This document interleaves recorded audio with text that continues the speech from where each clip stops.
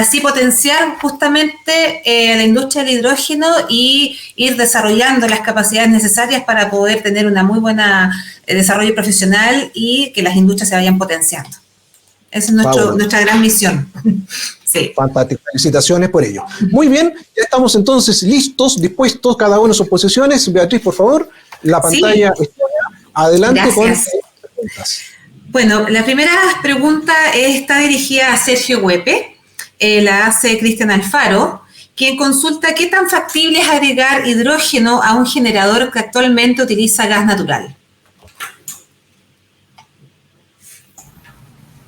Sí. Hola, gracias por la consulta. Ahí, bueno, con propiedad no podríamos dar una respuesta de experiencia, que hayamos hecho algún testeo, alguna cosa en específico. Sí hay harta literatura internacional donde uno se puede referenciar de lo que han hecho otros países, o lo que se ha avanzado en Europa, en Alemania específicamente, en Australia. Seguramente ahí Gasvalpo también es parte de sus desafíos de hacer esos análisis en específico para los usos más domésticos, los usos más comerciales o de instalaciones más industriales.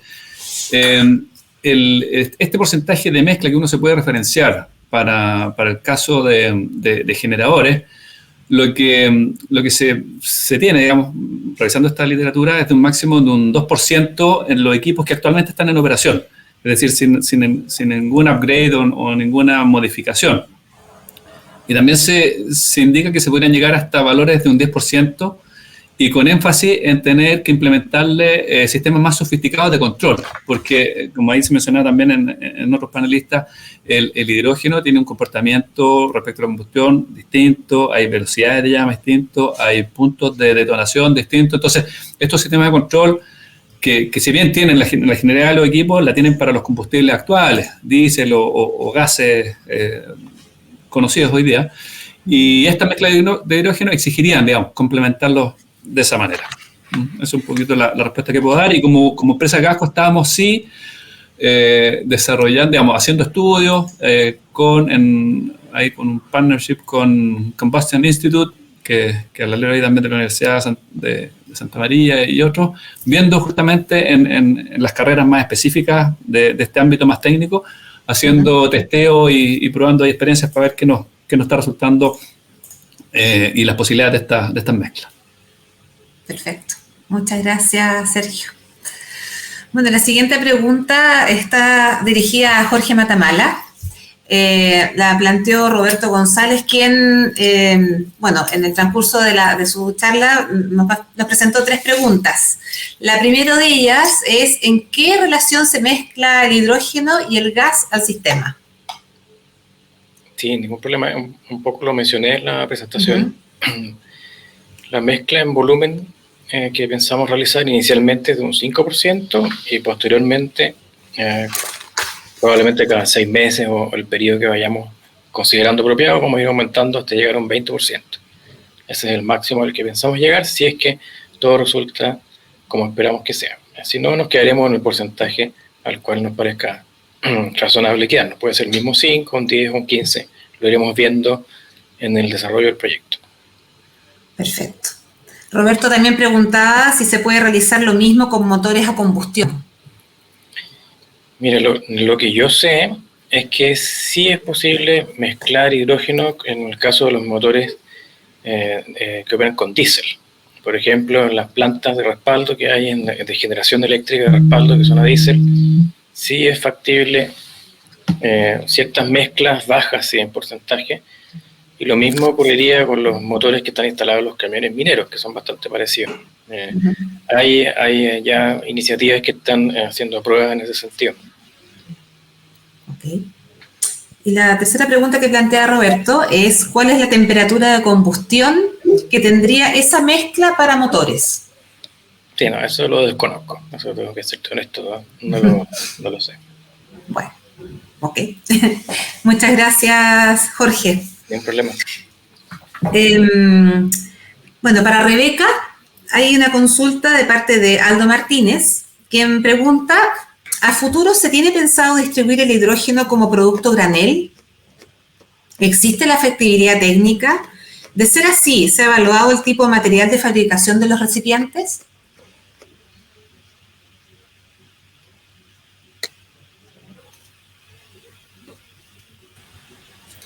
A ver, a granel existen algunos proyectos acá que han estado evaluando esta distribución y ya existen en el mercado internacional tube trailers y camiones para distribución de hidrógeno a granel.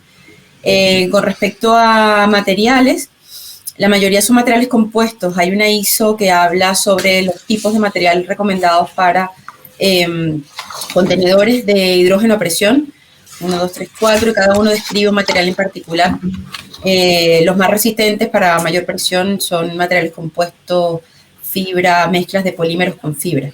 Hay que estudiar cada caso en particular por las condiciones de almacenamiento que requiera el proyecto en particular. Pero son tecnologías disponibles en fabricación comercialmente ya disponible, como camiones, distribución portátil, tube trailers o almacenamiento móvil. Perfecto. Jaime Leiva, de H2 Chile, también hace una consulta que implica qué organismos a nivel mundial certifican las instalaciones de hidrógeno actualmente y cuál es la vigencia de esta en lo que respecta a safety. La realidad es que como instalaciones propiamente como tal, no hay hasta donde yo sé, la verdad. Sí hay organismos certificadores privados que se han estado analizando, pero que validan un poco el origen del hidrógeno, que sea verde, digamos, orientándose a hidrógeno verde.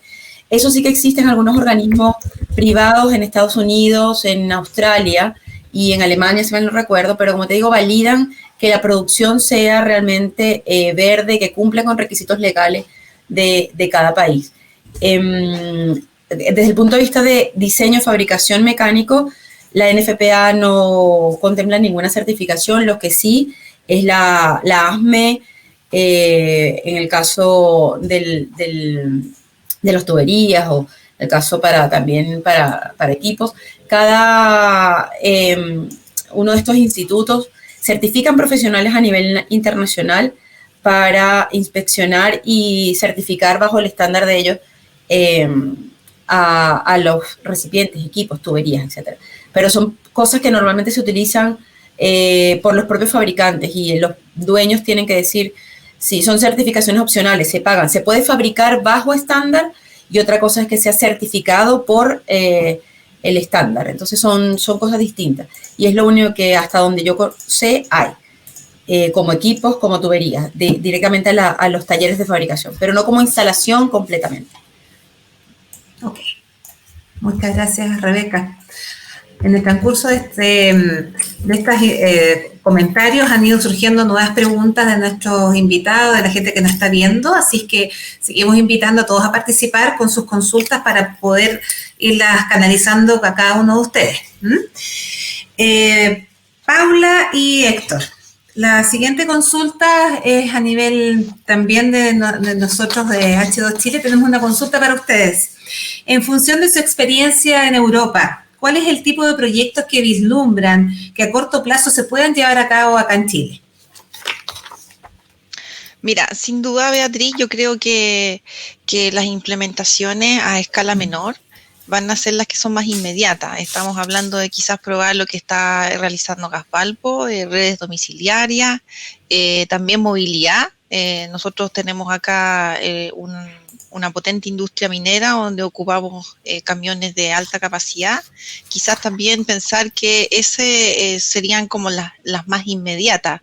Individualmente, obviamente, aquellos proyectos de mayor escala, que en la medida que el negocio y la cadena se vaya concretando, se van a ir generando, digamos, estos proyectos y la cadena de valor para llegar a la producción y quizás a la exportación. Uh-huh. Pero en particular creemos que está ahí en potencialmente la red domiciliaria. Recordar que también nosotros tenemos un sur que tiene que bastante migrar, digamos, a combustibles más verdes, calefaccionar hogares. Creo que por ahí va, camiones CAEX y quizás también otros camiones, digamos, asociados al agro y ese tipo. Lo que va acompañado, obviamente, con la implementación de los pilotos, donde podamos ajustar parámetros, revisar aspectos de seguridad, revisar dónde pudieran estar estas generaciones y también quizás revisar aquellos proyectos de impacto social en aquellos lugares donde es imposible llegar con electrificación y otro tipo de combustible, apuntar a lo mejor a una autogeneración, que también sería importante y un valor importante para las localidades más alejadas. ¿Y crees que eso se puede desarrollar en el corto plazo, mediano? ¿Cuánto más o menos creen en el tiempo que se pueda generar?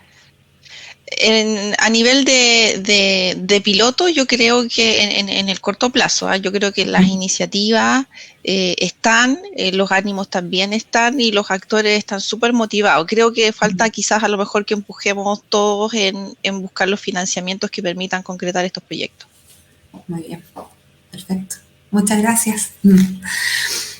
Para Philip, la consulta hace Cristian Alfaro, quien dice si existen o existirán proyectos de producción de e-fuels para uso nacional. Sí, o sea, sin duda es uno de los caminos que estamos investigando. O sea, no necesariamente nuestro foco está solo en la exportación de los e-fuels, pero al final del día todo esto depende obviamente de los off-take agreements, que son parte fundamental de poder financiar el proyecto, y ahí estamos viendo obviamente tanto nacional como a nivel internacional cuáles serían los off-take agreements más atractivos, sobre todo para realmente ayudarnos a cerrar el tema del financiamiento. Lo que hoy en día podemos ver, y justo por lo tanto también empresas como Porsche son parte de nuestro proyecto piloto, que en Europa hay un mercado muy atractivo para los e-combustibles. Por lo tanto, obviamente tenemos un foco muy grande en los mercados internacionales, pero a la vez también obviamente no descartamos también encontrar un off-taker atractivo acá a nivel nacional. Perfecto. José Sarachaga hizo una consulta también para ti, Philip, donde pregunta cómo se justifica la descarbonización con los e-combustibles si estos vuelven a ser quemados y se emite CO2. Sí, yo creo que lo había mencionado en alguna parte de mi presentación. Es muy importante acá hacer una diferencia entre algo que es un producto que es sin CO2 y un producto que es neutral a CO2. O sea, si yo realmente produzco hidrógeno a través de energía renovable y lo uso, por ejemplo, en una celda de combustible, tengo un producto que es realmente neutral a CO2, que siempre yo creo que es el óptimo, pero que obviamente tiene otros desafíos como toda una nueva infraestructura de carga, etcétera, densidad energética. Pero lo que nosotros hacemos es básicamente, y a eso se refiere el término neutral a CO2, que todo el CO2 que se emite de la gasolina es un CO2 que antes sacamos del círculo. O sea, entonces la idea es que siempre tienes un balance neutral de CO2. Entonces tú sacas el CO2 del aire, lo metes al e-combustible, y en quemarlo en un motor de combustión interno, obviamente este CO2 se vuelve a emitir, pero el balance siempre es neutral, o sea, porque el CO2 que se emite después es el CO2 que antes capturamos. Perfecto, Felipe. Andrea, Martín Boviller está consultando cuáles son los objetivos generales fijados a corto, mediano plazo y cómo ven el financiamiento a pequeños y medianos productores de hidrógeno en este plazo. Gracias, Beatriz, por la pregunta. Gracias, Martín. Mira, en general, como está trabajando la asociación es haciendo alianzas y conversando con entidades que podrían financiar proyectos de hidrógeno en Chile desde el extranjero. Ver cómo podrían financiar, por ejemplo, si empresas extranjeras traen la tecnología, algo similar como el financiamiento que también HIP tiene, creo que lo mencionó Philip también por ahí. Para las pequeñas y medianas ya se generó, como lo mencioné en la presentación, la aceleradora de hidrógeno. La aceleradora iba principalmente enfocada también a proyectos piloto de escala un poco más pequeña para poder acercar el hidrógeno también a pequeños proveedores, pequeños y medianos. Hay que estar atentos. La verdad es que a través de Corfo por lo general salen financiamientos y hay que estar atentos. Como asociación la verdad es que estamos tratando de ver financiamientos también a nivel internacional, no solamente a nivel nacional, para poder atraer inversiones a Chile. Perfecto. Hay una pregunta en general que yo les podría plantear a cada uno de ustedes dentro de la experiencia que ha tenido cada una de sus empresas y dentro de las otras experiencias compartidas dentro de las empresas de la asociación. ¿Cuál creen ustedes que, la dejo abierta para ustedes, la pregunta de cuáles serían los mayores riesgos que se han detectado en los proyectos piloto a nivel de hidrógeno?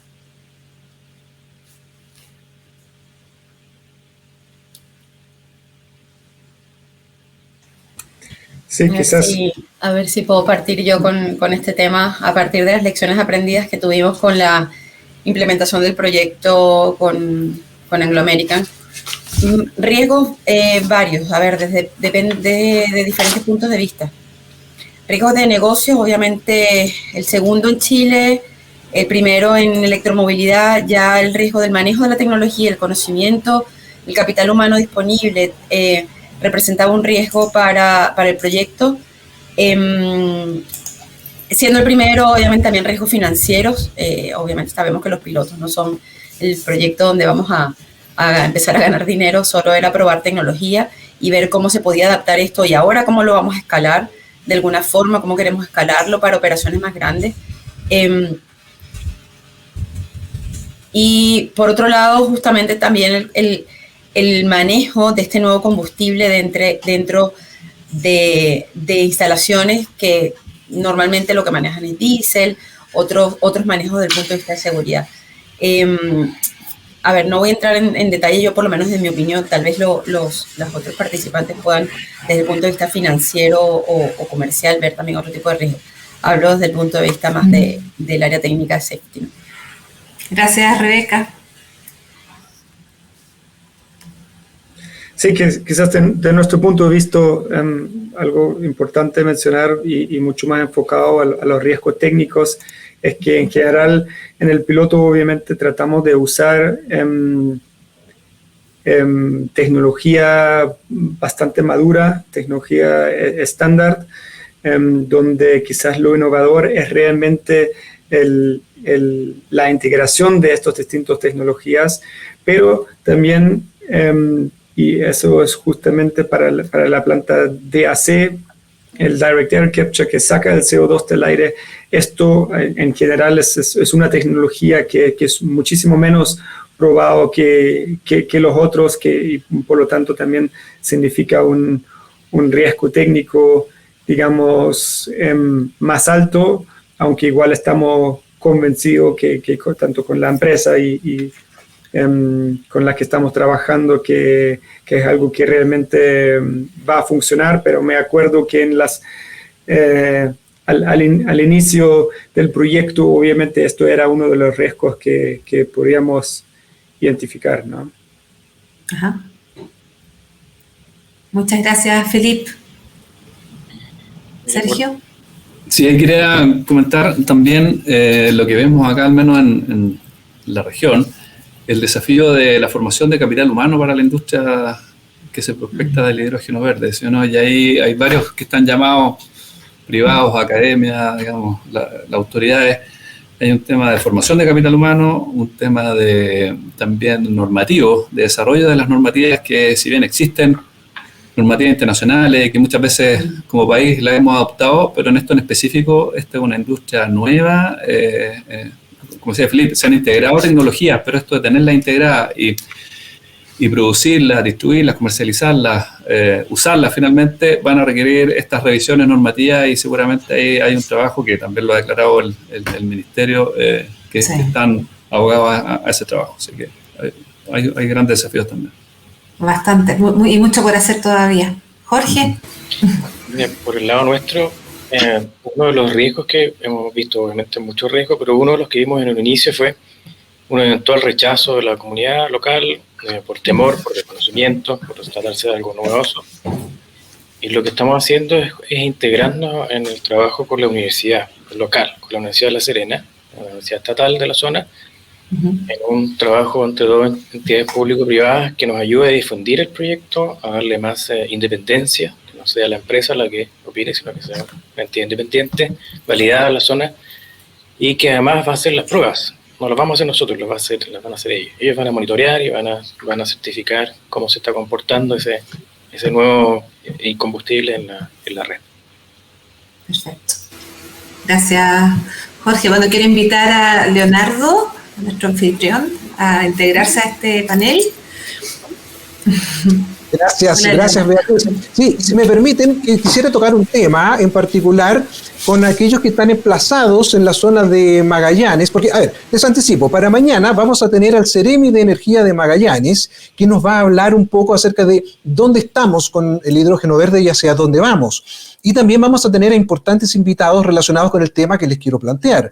Entre ellos, Fernando de Cisternes, representante del Banco Mundial en Chile, y también Pablo Tello, quien nos hablará de la cuantificación del encadenamiento laboral para el desarrollo del hidrógeno en nuestro país. Por lo tanto, el tema que les quiero plantear, como dije, principalmente a quienes están emplazados en la zona, es ¿cómo ven ustedes este auge laboral? ¿Se va a poder utilizar mano de obra local de esa zona en particular? ¿Se necesita capacitar?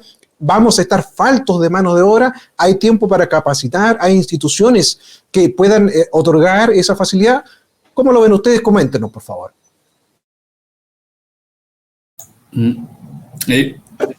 Ahí Leonardo tomó la palabra, como comentaba recién. Hemos visto, y con el Ceremi, Víctor Fernández asumió recientemente como nuevo Ceremi. Antes estaba Norberto Sáez, pero se había identificado hace meses, años, digamos, esta necesidad de formación de capital humano. Hay todo un desafío país y que se canaliza también a través de este ministerio en desarrollar ese recurso, ese capital humano.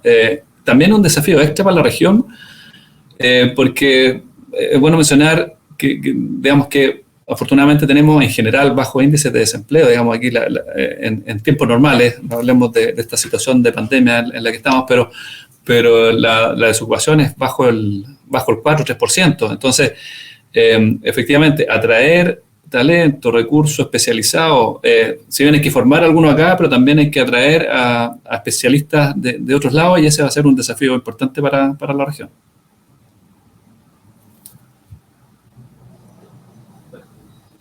Jorge, ¿quisieras complementar algo al respecto?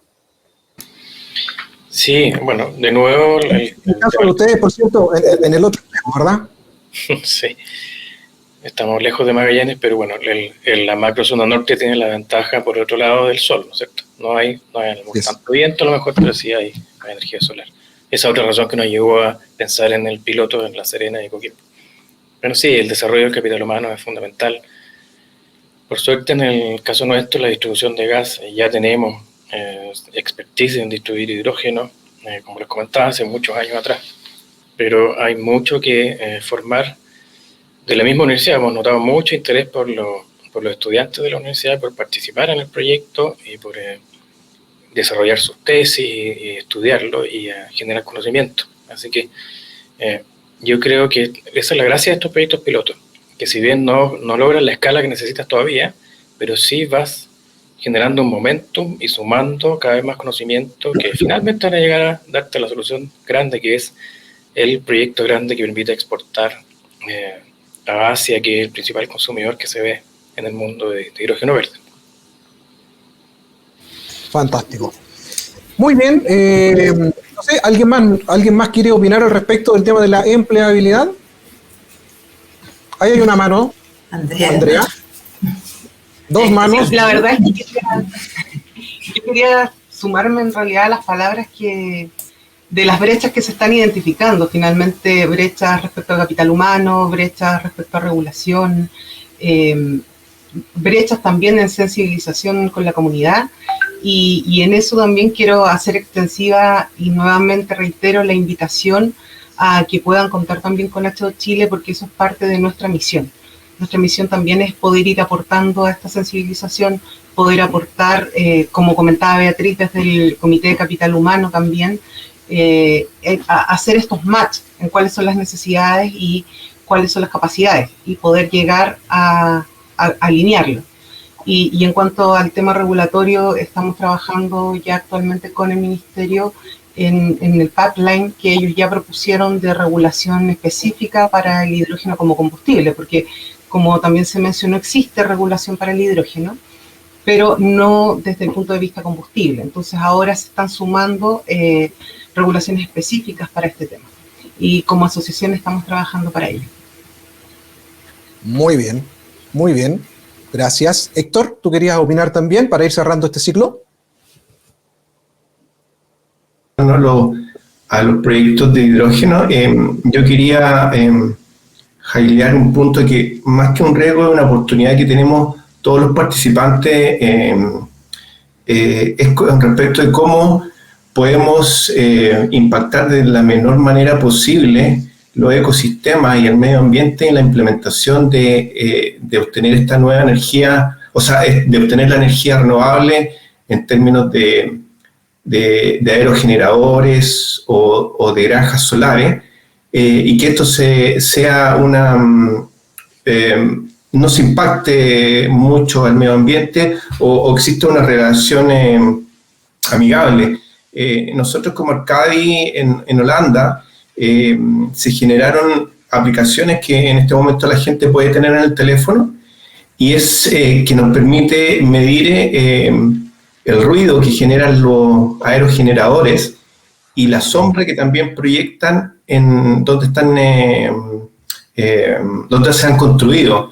Entonces yo creo que ahí es un desafío importante para todos los actores de cómo incorporamos a la comunidad, como decía Jorge, y cómo la obtención de esta energía renovables que llegan a impactar zonas en que en este momento hay nada y a veces para el turismo eso es muy atractivo.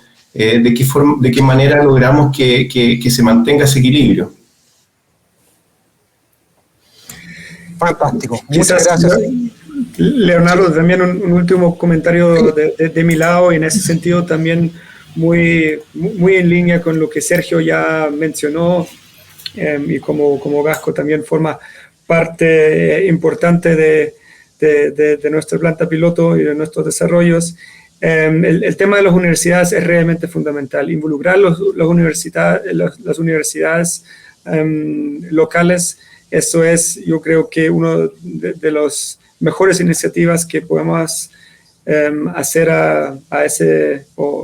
en esta etapa, y por lo tanto lo que nosotros también hemos hecho es hacer acuerdos tanto con la Universidad de Magallanes como el Centro de Formación Técnico, y que ahí vemos que realmente tenemos que invertir para que vamos acompañando por las universidades en este sentido para tener en el futuro la gente que necesitamos. El capital humano, sin duda, un valioso componente de esta industria.